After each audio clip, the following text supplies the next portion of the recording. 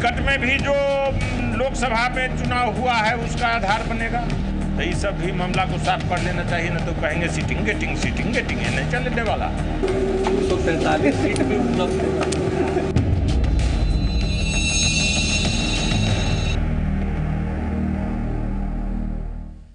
नमस्कार, बड़ी बहस में आपका स्वागत है। मैं हूं सुमित झा। अगर आप बॉलीवुड की सस्पेंस वाली फिल्म देखकर बोर हो चुके हैं तो बिहार की सियासी पिक्चर देख लीजिए। यहां आपको हर मोड़ पर नया सस्पेंस दिखेगा। एक सीन में कभी न टूटने वाला प्यार दिखता है तो अगले ही सीन में तकरार के सारे रिकॉर्ड टूटने लगते हैं।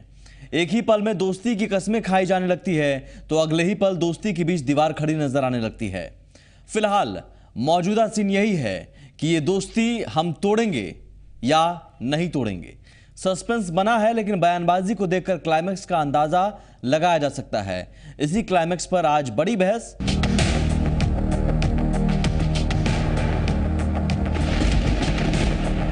टिकट में भी जो लोकसभा में चुनाव हुआ है उसका आधार बनेगा। तो ये सब भी मामला को साफ कर लेना चाहिए, ना तो कहेंगे सीटिंग गेटिंग है, नहीं चलने वाला। 143 सीट भी उपलब्ध है।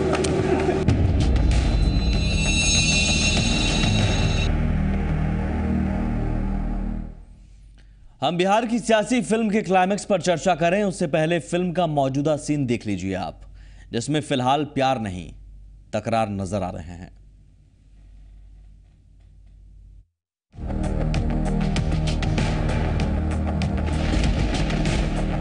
टिकट में भी जो लोकसभा में चुनाव हुआ है उसका आधार बनेगा।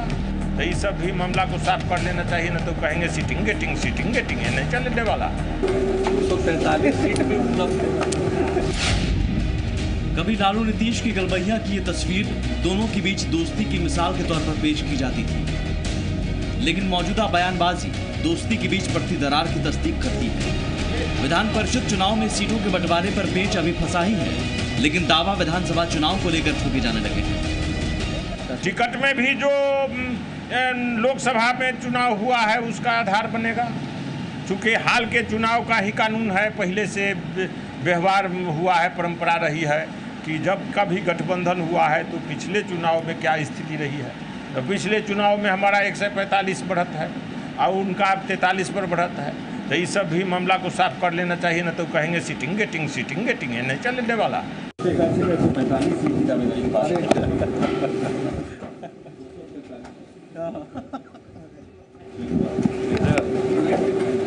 143 सीट भी उपलब्ध है। विलय की कवायद में तकनीकी अड़चन क्या आई? मानो दोनों नेताओं ने अलग अलग राह पकड़ने का फैसला कर लिया। तभी तो एक तरफ सीटों को लेकर ताल ठोके जा रहे हैं, तो वहीं नीतीश सरकार का समर्थन देने वाली आरजेडी आज सरकार पर सवालों का बौछार कर रही है, और इस बौछार पर उसी लहजे में नीतीश का पलटवार भी मिल रहा है। ये रिजर्वेशन यहाँ मिल रहा था सेवाओं में, लेकिन हाई कोर्ट ने उसको निरस्त कर दिया। तो हम राज्य सरकार को समर्थन दे रहे हैं, इसलिए राज्य सरकार से हम लोग का अनुरोध है कि कहीं कोताही नहीं होनी चाहिए इनको इंसाफ दिलाने में, और सुप्रीम कोर्ट तक इस मामले को लड़ा जाए। हम उम्मीद करते हैं कि राज्य सरकार पहल करेगी, लेकिन मुझे मालूम हुआ है इस बीच में कि जब ही हाई कोर्ट का फैसला हुआ, 3 दिन पहले कार्मिक डिपार्टमेंट ने आदेश निकाल दिया है। हमको मालूम हुआ है, जानकारी, मतलब जो मिलता था सुविधा इन लोगों को, उसको तुरंत नोटिफिकेशन करके ख़त्म कर दिया है। ये ठीक नहीं हुआ है। यह निर्णय हम लोगों का है और पहले ही से किया है, इसलिए इस विषय पर कोई मांग करने की आवश्यकता नहीं थी। फिर भी एक राजनीतिक दल के नाते उनको ये लगा होगा कहीं से, या पूरा डिटेल किसी ने नहीं बताया होगा, तो उन्होंने ये बात कही।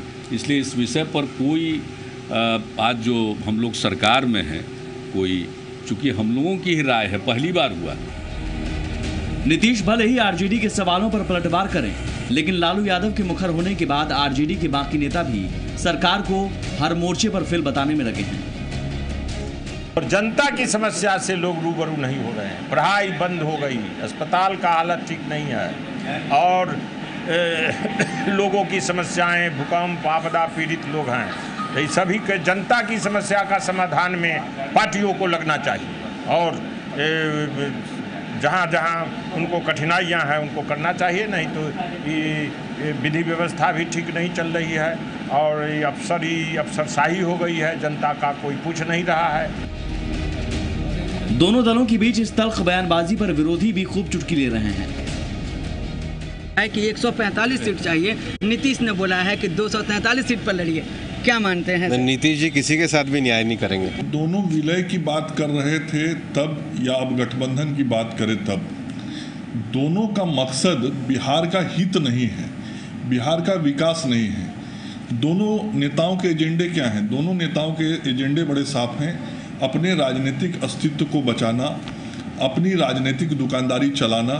राष्ट्रीय जनता दल और जनता दल यूनाइटेड का स्वाभाविक मिलन नहीं है, ये एक अननेचुरल अलायंस की बात हो रही है और इस कड़ी में मर्जर भी उनका संभव नहीं हो सका और यथासंभव जो उनका गठबंधन का जो मार्ग है वो भी बहुत ही मुश्किल है। सियासत में दोस्ती या दुश्मनी कभी स्थायी नहीं होती, तो क्या लालू नीतीश की दोस्ती की कहानी अपने अंजाम पर है?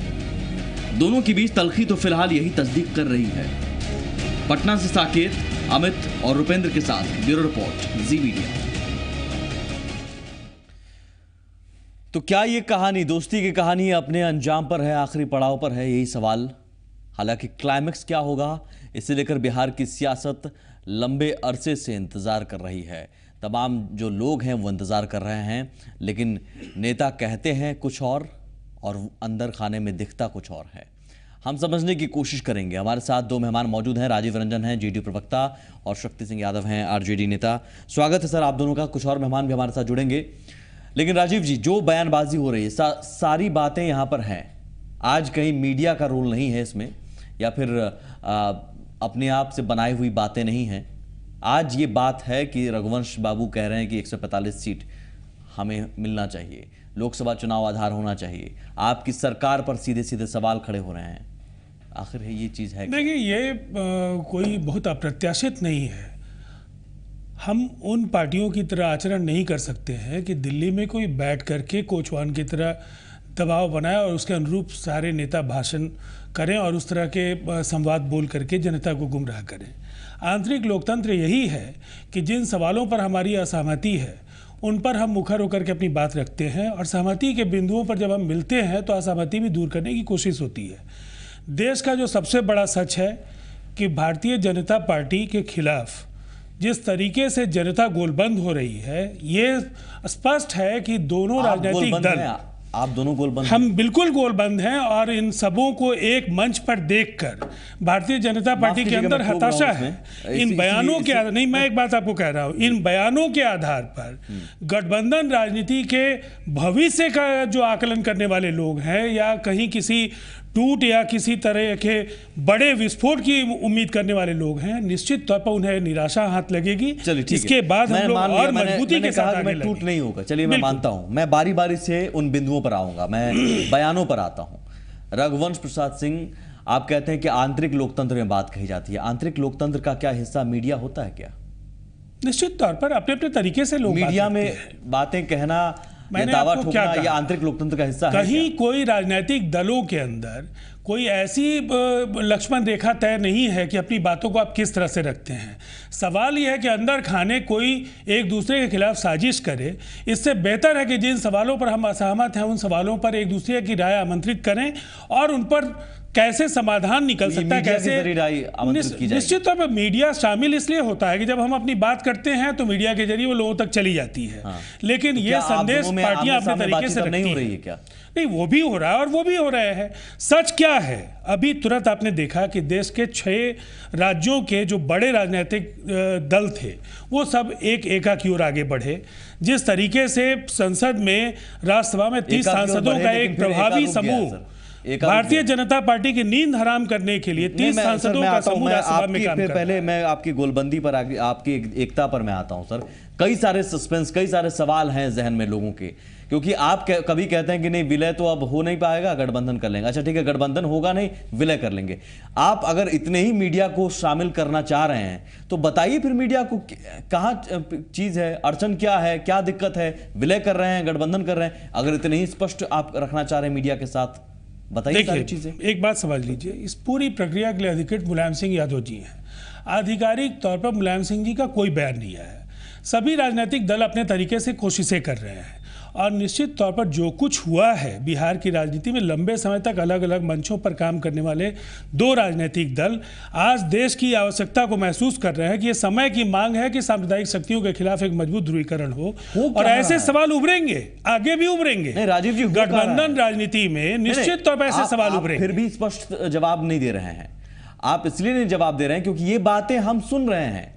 आप कह रहे हैं कि आप हमारे जवाब से संतुष्ट नहीं होना चाहते हैं। हमारा जवाब बिल्कुल स्पष्ट है। आप मुझे बताइए कि विलय या की गठबंधन प्रक्रिया, देखिए एक बात समझ लीजिए, ये जिस तरीके की राजनीति समाजवादी पृष्ठभूमि के राजनीतिक दलों की रही है, वहाँ बराबर ऐसे बहस होते रहे हैं। इस तरह से एक दूसरे की जो कमियां हैं, जिन सवालों पर असहमति है, उस पर बेबाक बातचीत होती रही है।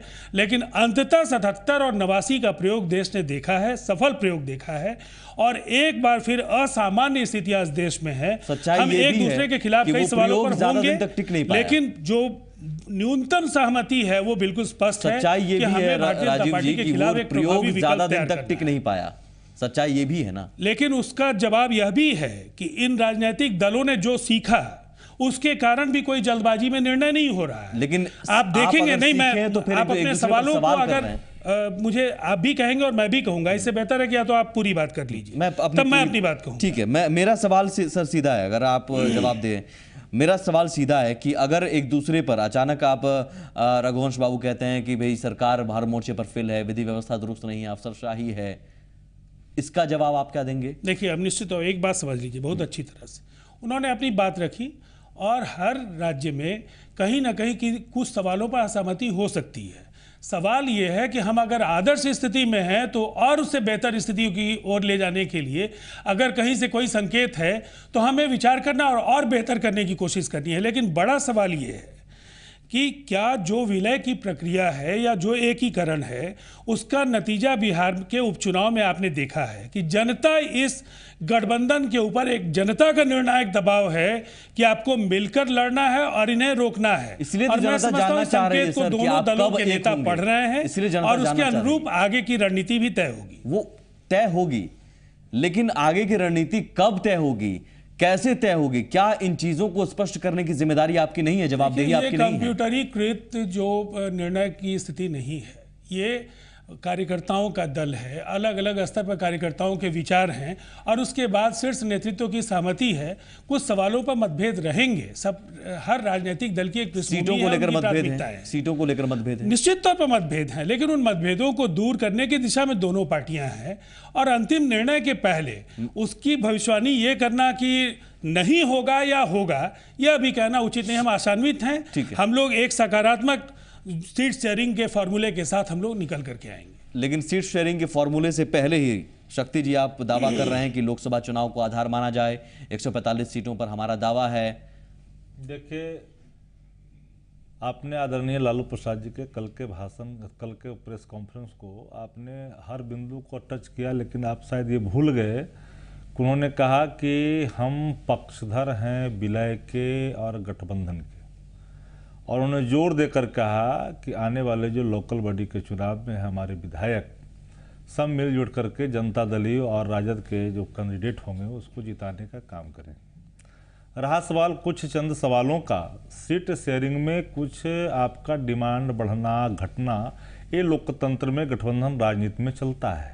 इसका यह कतई मतलब नहीं है कि गठबंधन का भविष्य कहीं खतरे में है। गठबंधन आप सुन तो लीजिए, गठबंधन या विलय की तकनीकियों के बारे में मैंने चर्चा की है, को लेकर ही असमंजस तो मैं तो बता रहा हूं ना, विलय के सवाल पर कई तकनीकी जो बातें सामने आई है, विलय के हम लोग पक्षधर हैं, पूरे तौर पर पक्षधर हैं, लेकिन जो कुछ बातें आई है और बिहार में चुनाव नजदीक में है, तो जो सहूलियत होगा, जो अच्छा होगा, उस हिसाब से ये जो लाइक माइंडेड पार्टियां हैं वो एक मंच पर आकर करके अपने कोई गिला शिकवा नहीं है। और लोकतंत्र में, गठबंधन राजनीति में सीट का मांगना, ज़्यादा मांगना, कम मांगना और बैठ करके फिर लास्ट में नेगोशिएट होकर के बातें हो जाती है।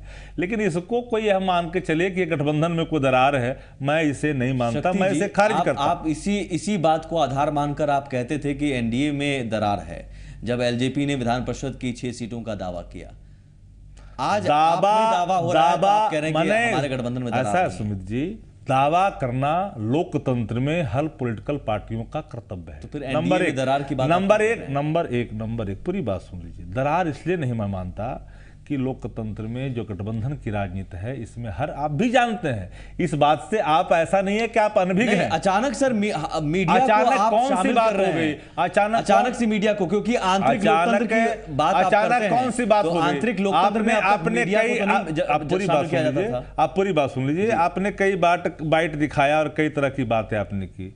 वो चीज़ें जो है मांग करना, स्थिति स्पष्ट करना, मान ली कोई काम हो रहा है उसमें और तेजी आना, तो यह कोई गिला शिकवा नहीं है। इसे गिला शिकवा के रूप में नहीं लेना चाहिए, इसे इस रूप में लेना चाहिए कि बेहतरी के लिए जितना अच्छा उपाय और हो सकता है 2 कदम बढ़ के। शक्ति जी मुझे इतना बताइए ना सर कि एनडीए में जब यही चीजें होती हैं तो आप क्यों सवाल उठाते हैं कि भाई ये तो दरार? एनडीए में लगातार जितने भी दल शामिल हुए हैं उनकी स्थिति वो हम लोग वाली नहीं है, हास्यास्पद है। इसलिए हास्यास्पद है, कोई पूछने वाला नहीं। शक्ति जी ये सवाल का जवाब नहीं है। मेरा सवाल ये है कि आप अगर 145 सीट का दावा करते हैं, आप कहते हैं कि दावा करना लोकतंत्र में अधिकार है, इसी अधिकार का प्रयोग वहां एलजेपी आरएलएसपी करती है, तो आप कहते हैं देखिए साहब एनडीए में उनके घर में झगड़ा है, हमारे घर में क्यों? अरे भाई कहाँ कोई झगड़ा हमारे घर में उभर करके आ गया? तो उनके घर में भी झगड़ा नहीं है। वहां तो है, वहां अगर दावा होता है तो वहां झगड़ा है। अरे वहां दावा की बात कहाँ हो रहा है? हम दावा के 2 अर्थ है, आप सुन तो लीजिए। एक हुआ कितना सीट नहीं मानिएगा तो हम गठबंधन तोड़ देंगे, एक वो हुआ, तो ये हुआ धमकी। और एक हुआ कि नहीं हमारा दावा बनता है, इसको बैठ करके नेगोशिएट कर करके इन चीजों को हम लोग आपस से बैठ करके एक बार नहीं कहा किससे कम नहीं हम करेंगे चाहे जो हो। 6 सीटों का दावा उन्होंने किया। अरे नाम गिनाए, आप भी कह रहे हैं कि लोकसभा चुनाव को आधार माना जाए। अरे तो क्या जेडीयू मानेंगे? राजीव जी आप मानेंगे आधार? और दलील ऐसे बेसिक दलील है होता है। तो सर यही तो मैं आपको एक बात कहना चाहता हूं, जिन सवालों पर आप समाधान ढूंढने की कोशिश कर रहे हैं स्टूडियो में, मैं एक बात आपको कहना चाहता हूं। 2 राजनीतिक दल जब एक साथ आए हैं और निश्चित तौर पर राजनीतिक दल के अंदर जो लंबे समय से काम करने वाले कार्यकर्ता हैं उनकी अपेक्षाएं होती हैं, लेकिन बड़ा मकसद जब सामने होता है तो कुछ लोगों को उसके लिए कुर्बानी भी देनी पड़ती है। तो निश्चित तौर पर वैसे सवाल उभरते हैं, लेकिन ब्रॉडर इंटरेस्ट क्या है जिसमें समाधान ढूंढना है। और मैं आपको एक बात बताना चाहता हूँ, पार्टी इस तरह के फॉर्मूले का इस्तेमाल करती है। हर पार्टी, निश्चित तौर पर हमारा दावा है कि हमारे सिटिंग एमएलए जितने हैं, इनकी ओर से ये बात कही जा रही है, लेकिन इस पर निर्णय करने वाला जो नेतृत्व है वो परिपक्व है, समझदार है, और जो चुनौतियां हैं उसके अनुरूप वो निर्णय कहा। क्या कही जा रही है?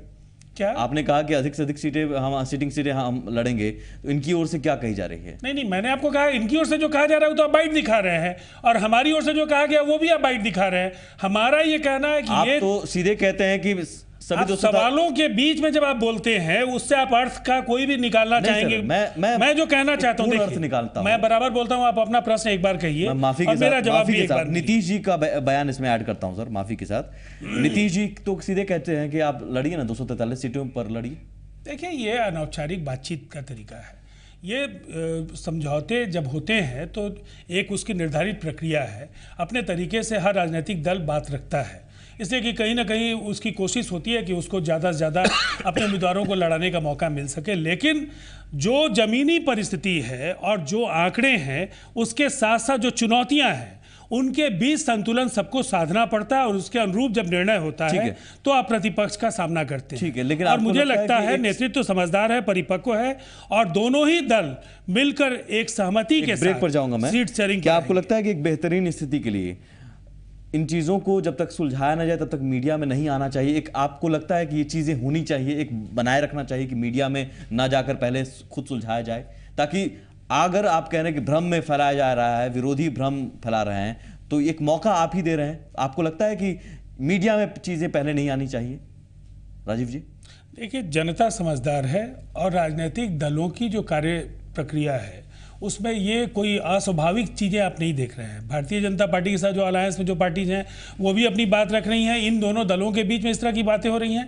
लेकिन सच क्या है, उपचुनाव का संदेश जो जनादेश है वो एक बड़ी तैयारी के साथ लड़ने का इरादा होनी चाहिए, मिलकर लड़ना है, ये मानसता है। मीडिया में जाने के बजाय आपस में बातचीत होनी चाहिए। सभी बड़े नेता परिपक्व हैं, बैठ करके फैसला कर लेंगे। नहीं, वही मैं कह रहा हूं, फैसला करने से पहले मीडिया में जाना, थोड़ा बचना चाहिए, इन चीजों से बचने की कोशिश होनी चाहिए। राजीव जी, जिन नेताओं के बयान हैं उनके 40 वर्षों का संसदीय जीवन है और मुझे लगता है कि इन बातों पर कोई बहुत जजमेंटल होकर के ऐसी बातें स्टूडियो में नहीं कही। चले, मैं एक छोटा सा ब्रेक लेता हूं, सवाल कुछ और भी हैं, आते हैं।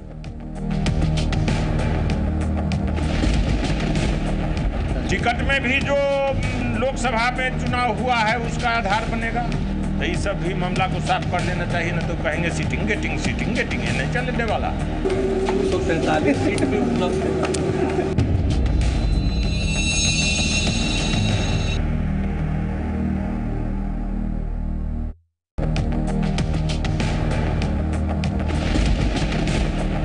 टिकट में भी जो लोकसभा में चुनाव हुआ है उसका आधार बनेगा, तो ये सब भी मामला को साफ कर लेना चाहिए। न तो कहेंगे सीटिंग गेटिंग ये नहीं चलने वाला। 243 सीट भी उपलब्ध है।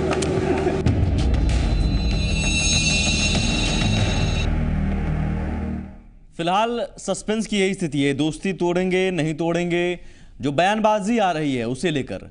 हालांकि कहा जा रहा है, जो हमारे साथ मेहमान मौजूद हैं, राजीव जी जेडीयू के प्रवक्ता, शक्ति जी आरजेडी की तरफ से, कहते हैं कि यह आंतरिक लोकतंत्र का हिस्सा है, लेकिन आंतरिक लोकतंत्र में मीडिया को शामिल कब से किया जाने लगा, ये समझ से परे है। संजय जी, आपके अंदर भी दावों का दौर चलता रहा, एलजेपी 6 सीटों पर दावा करती रही, आरएसपी भी दावा करती रही। इसे आधार बनाकर क्या आप में कहा जाए कि फूट है, टूट है, जो विरोधी भी कहते रहे कि देखिए साहब इनमें झगड़ा है? नहीं, हमारे झगड़ा का कोई सवाल नहीं उठता।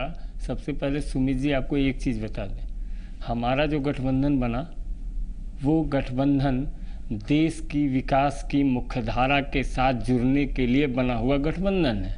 इनका जो गठबंधन बना वो गठबंधन नीतीश जी को बचे। कौन से सवाल थे उस गठबंधन के साथ, जिन सवालों पे वो खरे उतरे? आपको लगता है कि... एक मिनट सुमित जी, जीतन राम मांझी जी को बचाने के लिए या जीतन राम मांझी जी को हटाने के लिए, नीतीश कुमार जी को बनाने के लिए कि नीतीश कुमार जी को हटाने के लिए, ये कौन से कयास लगाए जा रहे थे, कौन सा प्रयास किया जा रहा था, ये सब कुछ स्पष्ट नहीं हो रहा है। इनके स्वहित का सवाल है। जिस दिन इनके सपने टूटते हैं, जिस दिन इनके अंदर की जो सत्ता की कुलबुलाहट है वो व्यग्र होती है, वो रौद्र रूप धारण करती है, वो उस दिन ये लोग बयान ठोक देते हैं। और उस बयानों के आधार पर इनके, क्योंकि इनका जो संबंध है स्वहित का टकराव है। आप देख रहे हैं जो बयानबाजी हो रही है एक दूसरे के एकदम पूरी तरह से स्वहित का टकराव है। इसमें बिहार के संदर्भ में कोई न चिंता का विषय है न बिहार का। भारतीय जनता पार्टी अगर इस तरह की नसीहत देने लगे, मुझे लगता है कि आडवाणी जी के घर पर जो कुछ भी हुआ वो भी याद करना चाहिए। जिस तरह से पार्टी के वरिष्ठ नेताओं को हाशिए पर पहुंचाकर एक पूरी तरह से एक गैंग उभर करके आया और उसके हित पोषण के लिए न केवल आरएसएस बल्कि तमाम संगठनों को लगा दिया गया। अगर वो पार्टी आंतरिक लोकतंत्र के सवाल पर, समाजवादी आंदोलन के सवाल पर इस तरह के साथ ही अगर प्रतिक्रिया दे तो ये दुर्भाग्यपूर्ण है। इसलिए दुर्भाग्यपूर्ण है कि 77 में भी आपको बिहार में कई सीटों पर जीतने का अवसर मिला उस समय के तत्कालीन जनसंघ को समाजवादी आंदोलन के धारा के साथ जाने के कारण, और 89 में भी विश्वनाथ प्रताप सिंह जी की लोकप्रियता का जो चरम था उसने आपको एक पहचान दिलाई पूरे देश की राजनीति में। और फिर बिहार में नीतीश कुमार जी के पास सीटें भले ही कम थी उसके पहले के चुनाव में, लेकिन भारतीय जनता पार्टी पूरी तरह से सैचुरेशन पॉइंट पर थी, 40 से 45 सीट, और चेहरा चाहिए था जो लालू जी की राजनीति का विकल्प बन सके। निश्चित तौर पर नीतीश कुमार जी को चेहरा बना करके जब आपने बिहार की राजनीति की तो नीतीश कुमार जी के नेतृत्व में आपकी पार्टी सत्ता में हिस्सेदार बनी और बिहार के कई विधानसभा क्षेत्रों में आपकी पहचान बनी। इसलिए इतने आसान तरीके से मैं आता हूं सर, इसी में एक चीज ऐड करूंगा। क्या लालू जी की राजनीति को आगे बढ़ाने का काम यही चेहरा करेगा? देखिए, अब एक बात बहुत स्पष्ट है, अगर आप ये 17 वर्षों का दौर देख रहे हैं तो मैं आपको एक बात कहना चाहता हूं कि लालू जी और नीतीश जी समाजवादी आंदोलन के गर्भ से है, बिहार आंदोलन के गर्भ से दोनों नेताओं का जन्म हुआ है और लंबे समय तक इन्होंने साथ मिलकर काम किया। 1994 तक, 1974 से 94 तक ये उसके पहले भी साथ मिलकर काम कर रहे थे। राजनीति में कई बार असहमतियां उभरती हैं, सवाल उभरते हैं, लेकिन जो देश के सामने फौरी चुनौती थी वो बड़ी चुनौती थी और इसीलिए हमारे जो कई सवालों पर असहमतियां हमारी थी उनको भूलकर एक प्रभावी विकल्प बनाने के लिए हम लोग मौजूदा दौर में बताइए सर, मौजूदा दौर का जवाब दीजिए, क्या नीतीश चेहरा फिर से होंगे? देखिए, मुझे नहीं लगता है कि इसमें कोई असमंजस का भाव है। वो पार्टी की सरकार के मुखिया हैं और स्थिति तो नहीं है, निश्चित तौर पर कोई संशय की स्थिति नहीं है, इसलिए कि वो सरकार के मुखिया है और गठबंधन के नेता हैं, तो निश्चित तौर पर उसमें कोई असमंजस की स्थिति जैसी नहीं है, संशय की स्थिति नहीं है। देखिए, बिहार के भी जो वर्तमान में मुख्यमंत्री हैं आदरणीय नीतीश कुमार जी, गठबंधन होने के बाद नेता का चुनाव तो हो ही जाएगा, ये तो कोई बड़ी बात है। चेहरा, अरे भैया, संशय अभी भी है क्या आपको? आप तो सुन तो लीजिए। हाँ। अभी जनता दल यू के नेता हैं और वो गठबंधन का चेहरा बताया जा रहा है। सुन तो लीजिए ना। हाँ। गठबंधन का नेता का चुनाव गठबंधन होने के बाद तुरंत घोषणा कर दी जाएगी। कहाँ इसमें कोई बड़ा सवाल कोई विकल्प और भी है या घोषणा जिसे घोषणा कौन विकल्प होगा? आप तो सब अथी बताइए। तो नीतीश जी के अलावा कोई विकल्प नहीं है ना, मैं वही जानना चाह रहा हूँ। सुन तो लीजिए। आपने कई चीजों को घुमा फिरा करके सुमित जी ने बात की, मैं आपको स्पष्ट कर देना चाहता हूँ। आपने कहा कि आपके नेता बोल गए, अरे हमारे नेता बोल गए, लोकतंत्र का हिस्सा है, अभिव्यक्ति की स्वतंत्रता है, उस पर कोई प्रहार हम नहीं कर सकते, दल के वरिष्ठ नेता है, नंबर 1। नंबर 2, कोई ऐसा नहीं कि पार्लियामेंट्री बोर्ड की बैठक से उभर करके आया कि भाई नहीं, ये हम करेंगे, वो करेंगे। ये सवाल नहीं है, मैं उस सवाल पर आऊंगा सर। अब जिन सवालों पर आऊंगा, मैं ये कहता हूं कि क्या चेहरे को लेकर संशय की स्थिति नहीं है? अरे भैया, कोई संशय नहीं, जब आएगा सामने तो कौन चेहरा आएगा? नहीं सर, संशय जब नहीं है तो नीतीश जी ही है चेहरा, विकल्प तब नीतीश जी का कोई है ही नहीं। मैं कैसे उत्तर दे दूं? फिलहाल तो नहीं, तो संशय की स्थिति नहीं है ना। कौन सी संशय? मैंने कहा कोई और भी है क्या? भैया, मैंने कहा कि अभी वर्तमान में बिहार के मुख्यमंत्री नीतीश कुमार जी हैं। गठबंधन जनता दल यू और राजद का गठबंधन या लाइक माइंडेड पार्टियों का गठबंधन हो जाएगा, गठबंधन के बाद नेता का घोषणा कर दिया जाएगा। गठबंधन हो जाएगा, गठबंधन में आप लड़ चुके हैं उपचुनाव में, गठबंधन तो है आपका। अरे अभी भी क्या आप कह रहे हैं आप हो जाएगा? जिस समय गठबंधन में चुनाव लड़ा उसमें बिहार के मुख्यमंत्री जीतनराम मांझी थे। आप सुन तो लीजिए एक बात, अब बात सुन लीजिए। उसके बाद नीतीश कुमार जी मुख्यमंत्री हो गए। अब जो गठबंधन होगा और 2015 का जो ऐलान होगा नेता का, वो सामने आ जाएगा ना। तो नेता का ऐलान होगा, वो सामने आ जाएगा, ये सब बैठ कर लेंगे। मैं वो कह रहा हूँ, लेकिन राजीव जी जो कह रहे हैं संशय की स्थिति नहीं है। फैसला मैं कैसे कर लूं? सर शक्ति जी, पार्टी के संशय की स्थिति नहीं है, मैं कैसे कर लूं? संशय की स्थिति नहीं है, चेहरा नीतीश जी ही हैं। ये मैं अरे अभी मुख्यमंत्री नीतीश जी हैं और कल जब गठबंधन का चेहरा बात कर रहा हूं, गठबंधन का फैसला मैं कैसे करूं? सवाल आप समझ रहे हैं बेहतर। अरे सुमित जी, आप जहां ले जाना चाह रहे हैं, गठबंधन जब हो जाएगा, समझ रहे हैं क्या? गठबंधन जब हो जाएगा तो नेता का चुनाव हो जाएगा। तो ये संशय की स्थिति है? क्या संशय है? कोई संशय होता है क्या? कोई संशय की स्थिति इसलिए नहीं है कि अभी जो राज्य सरकार है, जिसको समर्थन राष्ट्रीय जनता दल का भी है और कई अन्य राजनीतिक दलों ने भी समर्थन दिया, उस सरकार के मुखिया नीतीश कुमार जी हैं। गठबंधन ने सफलतापूर्वक बिहार के उपचुनाव में जीत दर्ज की है और निश्चित तौर पर हमारी पार्टी के विधायकों का ये विधानमंडल दल का संकल्प था कि नीतीश कुमार जी के नेतृत्व में हमारी पार्टी चुनाव में जाएगी। तो हमारा पार्टी का तो स्टैंड बहुत ही क्लियर है ना, उसमें कहीं कोई कंफ्यूजन नहीं है और सरकार के मुखिया हैं। तो बाकी चीज़ों को लेकर के मुझे नहीं लगता है कि हमारी पार्टी के अंदर कहीं कोई संशय है, पूरी पार्टी एकजुट है। अच्छा, और उनके नेतृत्व गठबंधन में संशय है चेहरे को लेकर? गठबंधन का निर्णय अभी हमारी पार्टी अपनी ओर से ना अपना निर्णय बताएगी या अपनी पार्टी की ओर से हम बताएंगे कि हमारे इस सरकार के मुखिया नीतीश कुमार मतलब गठबंधन निश्चित तौर पर उनके इर्द गिर्द बिहार की राजनीति है। न केवल इस गठबंधन के अंदर बल्कि भारतीय जनता पार्टी भी अगर भयभीत है तो निश्चित तौर पर वो नीतीश कुमार जी की लोकप्रियता बिल्कुल मैं वही बड़ा कारण है जिसके कारण भारतीय जनता पार्टी के नेताओं के अंदर घबराहट है। अगर ऐसा चेहरा जिनका आपने जिक्र इतिहास से लेकर वर्तमान तक किया है, मैं वही सवाल पूछ रहा हूं कि फिर क्या वही चेहरा है या फिर गठबंधन का चेहरा कोई और भी हो सकता है? विकल्प है अभी तक की जो परिस्थिति है, नीतीश कुमार जी पार्टी और सरकार के निश्चित तौर पर नेता हैं इसमें और गठबंधन सरकार आप के नहीं ला मुखिया रहे। के तौर पर वो सुमित जी, बेहतर काम बड़ा कर रहे आप हैं। ऐसा सवाल लाते हैं जिन चीजों का पूर्णाहुति अभी तक हुई नहीं है, उस सवाल का जवाब खोज रहे हैं। जवाब नहीं है नहीं, सर। आप सवाल का जवाब क्या खोज जवाब रहे हैं? नहीं है, इसलिए मैं- आपने जो बहस की, आपने आज बहस मेरे की, सवाल पर सवाल आपने जो उठाया। शीर्षक लगाया, आज बहस का जो आपने मुद्दा बनाया, सवाल यह है कि गठबंधन होने के बाद नेता का ऐलान हो जाएगा। सर आपकी सहूलियत के हिसाब से मैं तो मैं सवाल नहीं अच्छा, पूछूंगा ना। बिना आप खुद गठबंधन पूछते हुए हैं, मैं आप नेता खुद का कहते ऐलान हैं, पार्टी कैसे आपके कर देगी? नेता कहते हैं कि सरकार में विधि व्यवस्था नहीं है, आपके नेता कहते हैं कि अफसरशाही है। नहीं, और सवाल हम अफसर- उठा रहे हैं। ऐसा है सुमित जी, जो भी चीजें अफसरशाही की बात है ना? सुन तो लीजिए ना। हाँ। अफसरशाही के बाद क्या उन्होंने कहा, बेहतरी की बात की। जहां कोई सवाल होता है तो नेता विधि कहते हैं व्यवस्था कि- दुरुस्त नहीं है। दुरुस्त है ही है, विधि व्यवस्था दुरुस्त रघुवंश करने की बाबू कह जरूरत रहे हैं है। विधि व्यवस्था दुरुस्त अरे नहीं है। दुरुस्त करने की जरूरत है, और जो दुरुस्त चुस्त हो, नहीं है उन्होंने दुरुस्त कहा, हो कि सर, ये भारतीय लाइन जनता- आपको मैं अरे प्रमाण भी दूंगा। भारतीय जनता पार्टी के हटने के बाद सर, मैं बिहार में आपको जो लाइन भी अस्थिरता सुनवा आई है दूंगा। थोड़ी बहुत, उसको बहुत तेजी से पाटा जा रहा है, उसमें सर और विधि तेजी लाने की व्यवस्था जरूरत है। दुरुस्त नहीं है, ये लाइन है रघुवंश बाबू का। आप चाहें तो सुनवा भी सकता हूं मैं, हालांकि उसमें वक्त जाया होगा, लेकिन आपने सुना भी। अरे अभी देखिए, मैंने कहा कि रघुवंश बाबू ने जिस परिप्रेक्ष्य में कहा, आदरणीय बड़े नेता हैं, हमारे दल के राष्ट्रीय उपाध्यक्ष हैं, मैं उनका सम्मान करता हूं। अब आदरणीय रघुवंश बाबू ने किस परिप्रेक्ष्य में, कोई पार्टिकुलरली कोई बात के संबंध में उन्होंने कहा, सर, इस पर तो मैं नहीं यही जाना तो- चाहता। यही तो चीजें हैं कि लेकिन आप जवाब सुमित देना नहीं जी, चाहते हैं तो लेकिन परिप्रेक्ष्य का सुमित उदाहरण जी, देते हैं। लेकिन मैं आता हूं टोटलिटी सर। की बात पर जब आते ब्रेक पर जाना है हैं तो इसलिए। निश्चित तौर पर राजीव जी, विधि उन व्यवस्था दोस्त के दुरुस्त आधार पर नहीं है, बातें आपकी होते रहती है, होता सरकार रहा पर है। सीधे सरकार आपकी कार्यशैली पर सवाल है। देखिए, वो मैं सवाल किसी है। के बयान पर प्रतिक्रिया नहीं दूंगा। मैं इतना जरूर कहना चाहूंगा कि देश की राजधानी के लिए भारतीय जनता पार्टी के नेतृत्व का गठबंधन जवाबदेह है।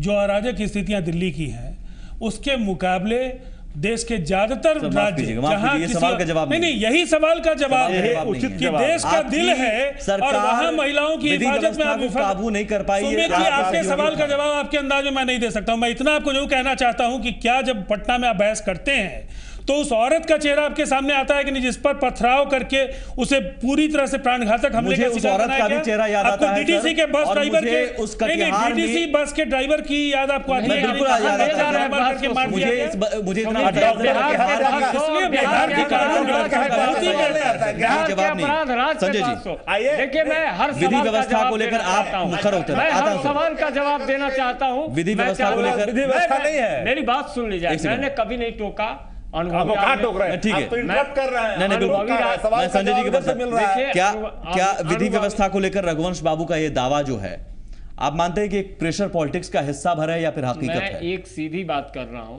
कि मैं बता रहा हूं, एक एक प्रश्न का जवाब दे रहा हूं। बड़े लंबे समय से यह व्याख्यान मैं सुन रहा था। अनुभवी राजनेता है माननीय राजीव रंजन जी, इन्होंने साफ कहा कि हम भयभीत हैं। हम भयभीत हैं, निश्चित तौर पे भयभीत हैं, क्यों हम विपक्ष में एक जवाबदेह विपक्ष की बात है। तो इस जंगल राज पार्ट 2 के प्रदर्शन से बिल्कुल बिहार की जनता के हित में हम भयभीत हैं। नंबर 2, इन्होंने आडवाणी जी की चर्चा की। आडवाणी जी तो हमारे शीर्ष पद पे बैठे हैं हमारी पार्टी के, लेकिन इनके कूचे से जो बेआबरू होकर बाहर निकले, माननीय जॉर्ज फर्नांडिस जी का क्या हाल हुआ? इनके पार्टी के नेताओं के द्वारा निकाले गए स्वर्गीय विश्वनाथ प्रताप सिंह जी, इनके पार्टी के द्वारा देवगढ़ मतलब मैं किन उनका व्याख्या कर, लेकिन पहले मेरी बात सुनिए। रघुवंश आज इनके बाबू रिश्ते की बात हो रही है, मैं उस पर आऊंगा। ने सही कहा है, रघुवंश बाबू ने विधि व्यवस्था के सवाल पे सही कहा है। इन लोगों को राजनीति- एक छोटा सा ब्रेक लेते हैं। रघुवंश बाबू ने सही कहा, एक छोटा सा ब्रेक लेते हैं, आते हैं कुछ और सवाल।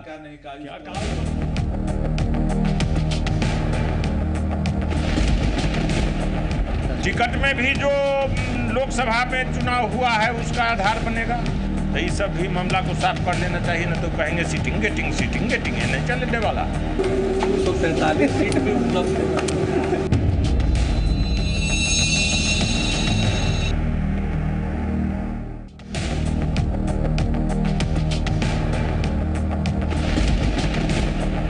टिकट में भी जो लोकसभा में चुनाव हुआ है उसका आधार बनेगा, तो ये सब भी मामला को साफ कर लेना चाहिए। न तो कहेंगे सीटिंग गेटिंग है, नहीं चलने वाला। 243 सीट भी उपलब्ध है।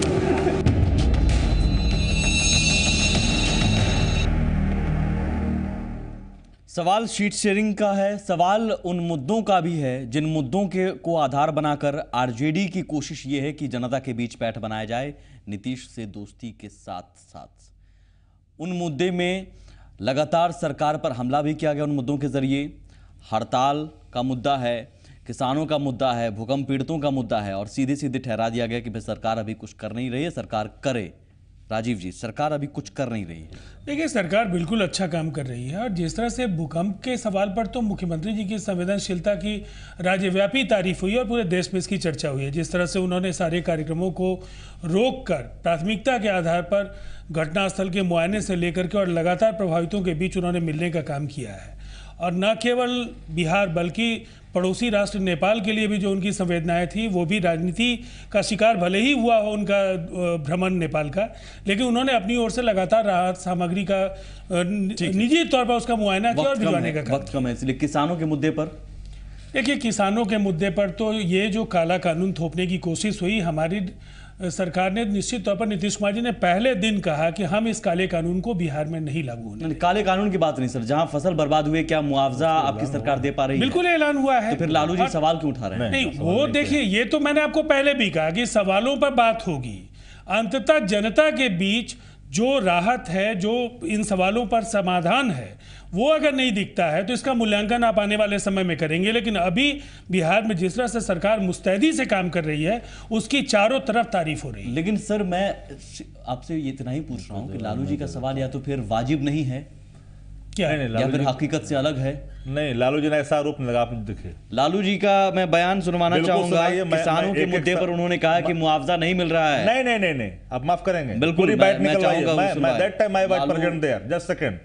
जस्ट सेकंड मैं आपको किसानों का जो फसल मारी हुई है, सारा गेहूं काला हो गया, पहिया हो गया, नुकसान हुआ,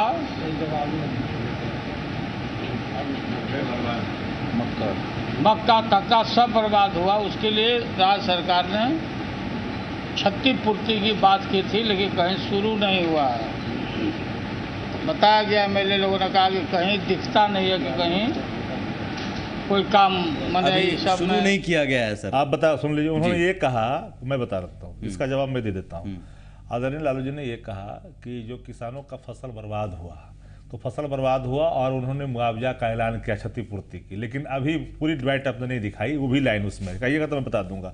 ये भूकंप में लगे हुए थे, सुनिए, मुझे मालूम हुआ है। सुमित जी उस पार्टी के प्रवक्ता हैं और उस संवाददाता सम्मेलन में ये थे। सर, मेरे संवाददाता इनके सामने में नहीं, तो आपने मैंने पूरी बात पर मेरे को कंप्लीट करने दीजिए। उन्होंने कहा कि भूकंप में राज्य सरकार लगी हुई थी, इसमें बढ़ चढ़ करके किसानों के जो बर्बाद हुए फसल, जो ऐलान हुआ है उसमें भी काम शुरू अगर नहीं हुआ है तो इस पर युद्ध स्तर पर उसको चला कर। ठीक है, चलिए, मैं आपकी बात से इत्तेफाक रखता हूं, शुरू अब तक नहीं हुआ है, ये इस बात से तो आप मानते हैं ना? अब तक शुरू नहीं हुआ है, आप खुद कह रहे हैं। बताइए, ऐलान होने के बाद तुरंत शुरू हो जाता है? 2 दिन 4 दिन नहीं हुआ है ना? तो सरकार की तरफ से दावा हो रहा है, राजीव जी कह रहे हैं कि शुरू है, सब दिया जा रहा है। निश्चित तौर पर हमारी सरकार तो इन तमाम सवालों पर, आप देख रहे हैं, ओलावृष्टि से लेकर के भूकंप के मामलों को लेकर, केवल राज्य नहीं, राज्य की सरहद के बाहर भी हम लोगों ने बता दीजिए, आपको मुझे बता दीजिए, फिर लालू जी फिर हकीकत से अलग सवाल उठा रहे हैं। बयान को कई बार आप जब सही संदर्भ में नहीं रखेंगे तो अर्थ के अनर्थ के निकालने की कोशिशें होती रही हैं। वो कोशिश, देखिए, इन सवालों पर मैं एक बात आपको मैंने पहले कहा, ये लोकतंत्र है।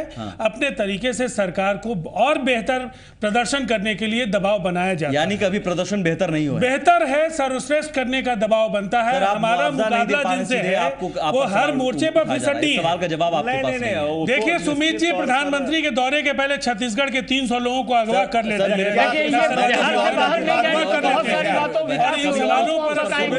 आपके पास उन सवालों का जवाब नहीं है, लालू जी के सवाल का जवाब नहीं। पार्टी राष्ट्रीय पार्टी है, उतर गया है, महागठबंधन का नकाब उतर गया है। एक तरफ नीतीश जी ने आज दावा कर दिया कि आप 243 सीट पे लड़ लीजिए, और दूसरी तरफ लालू जी ने कह दिया कि यहाँ किसानों के हित की बात नहीं हो रही है। तो दोनों में खुद ही मेल मिलाप नहीं है।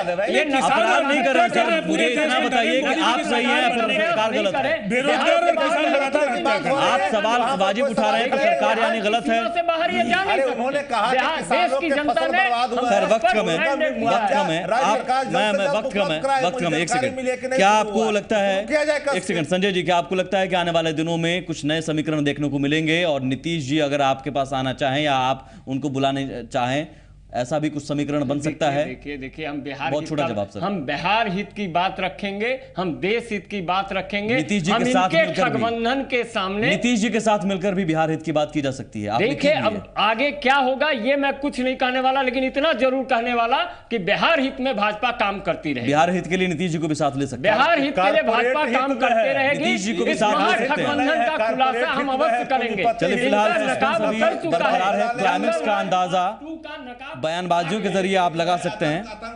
फिलहाल पिक्चर अभी जारी है, सियासी पिक्चर। बहुत शुक्रिया सर, नमस्कार।